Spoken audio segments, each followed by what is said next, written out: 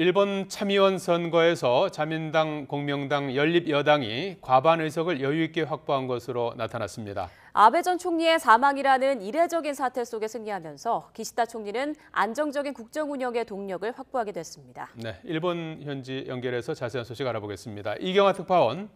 네, 도쿄입니다. 예. 자, 조금 전에 참여연 선거가 끝난 뒤에 개표가 쏙쏙 진행되고 있는데요. 현재까지 당선 확실한 의석을 보면 연립여당이 과반을 넘어섰다고요? 네, 그렇습니다. 현재 개표 상황을 보면 자민당이 57석, 공명당이 10석, 당선이 확실한 것으로 나타났습니다. 참의원 절반인 125명을 새로 뽑는 이번 선거에서 두 여당 의석을 합쳐 이미 과반을 넘어선 셈입니다. NHK가 선거 마감 직후 내놓은 출구조사에서도 연립여당은 최소 69석을 확보할 것으로 전망됐습니다.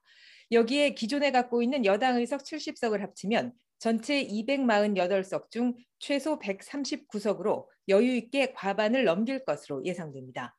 일찌감치 당선이 확정된 의원들은 아베 전 총리를 애도하는 뜻에서 묵념의 시간을 갖기도 했습니다. 이번 출구조사 결과 중의원에 이어 참의원에서도 개헌을 지지하는 세력이 의석 3분의 1을 차지할 것으로 예상됐는데요. 여당과 함께 개헌에 찬성하는 일본 유신의 국민민주당 의석을 합치면 개헌안 발의에 필요한 166석을 넘어설 것으로 나타났습니다. 모태기 자민당 간사장은 출구조사 결과를 지켜본 뒤 가능한 빨리 개헌 논의를 진행할 것이라고 밝혔습니다. 반면 제1야당인 입헌민주당은 출구조사 결과 의석이 줄어들 것으로 전망됐습니다.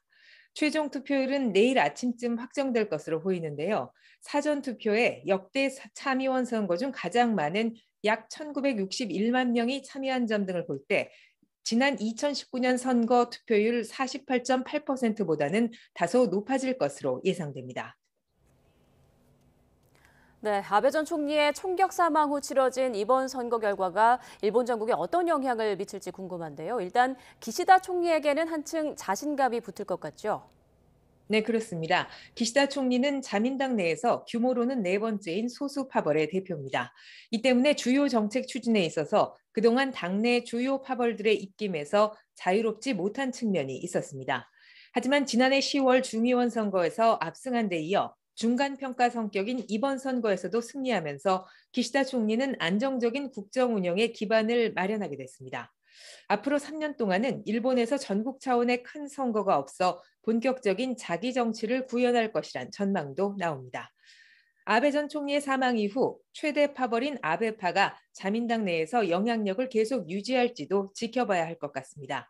현재 아베파를 이끌 뚜렷한 후계자가 없는 상황이라 분열 가능성도 제기되는데 이렇게 되면 자민당 내 권력 구도는 큰 변화를 맞게 됩니다. 선거 직후 이뤄질 개각 그리고 자민당 주요 당직 인사에 기시다 총리가 어떤 인물들을 기용할지 주목됩니다. 자, 이경아 특파원, 윤석열 정부 출범 이후 한일 간의 대화가 진행되고 있지만 공식적인 정상회담 같은 것은 아직 이루어지지 않고 있는데요. 이번 선거가 앞으로 한일 관계에 어떤 영향을 미치게 될까요? 네, 한동안 자민당 내 보수 우익 세력의 반발로 양국의 대화조차 어려웠던 시기도 있었습니다. 기시다 총리는 최근 공식 석상에서 급변하는 안보 상황 등을 들면서 한일 현안의 시급한 해결이 중요하다고 강조하고 있습니다. 이 때문에 한일 대화에 일본 정부도 종전보다는 적극적으로 나설 것으로 보입니다. 하지만 한일 핵심 현안인 강제동원과 위안부 문제 등은 일본 정부의 입장이 바뀌기 어렵다는 분석도 여전합니다. 지난달 말 나토 정상회의에서 한일 정상이 결국 약식 회담도 갖지 못한 점 등을 보면 양국의 대화 의지에는 온도차가 여전합니다. 우리 정부는 이달 말이나 다음 달 초로 예상되는 아베 전 총리 합동장례 행사에 조문단을 파견할 방침인데요. 한덕수 총리 등 정부 주요 인사가 일본을 찾는 것을 계기로 양국 고위급 접촉도 자연스럽게 늘어날 전망입니다.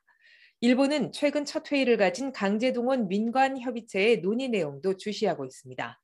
한일 관계 개선을 위한 모색이 앞으로 어떤 결과로 이어질지 지켜봐야 할 것으로 보입니다. 지금까지 도쿄에서 YTN 이경아입니다.